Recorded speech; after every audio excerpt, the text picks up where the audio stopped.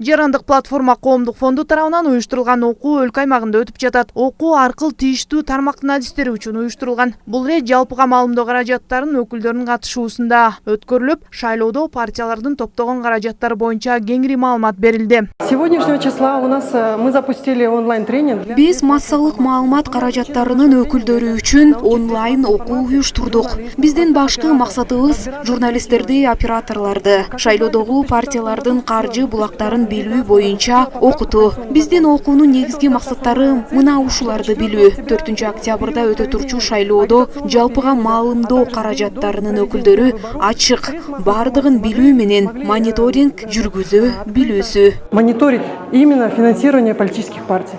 Журналисттер үчүн өткөрүлгөн окуунун жүрүшүндө шайлоо маалында берилүүчү маалыматтар туурасында да кеңири талкуу болду. Эгерде массалык маалымат каражатынын өкүлүнө партиянын мүчөлөрү тарабынан маалымат алууда маселе жаралса, анда борбордук шайлоо комиссиясына түз кайрылууга болот. Катышуучулар да окуу азыркы тапта журналисттер үчүн маанилүү экенин кошумчалашты. Массалык маалымат каражаттарын журналисттердин шайлоо убагында каржы булактарын кандай пайдалануу жана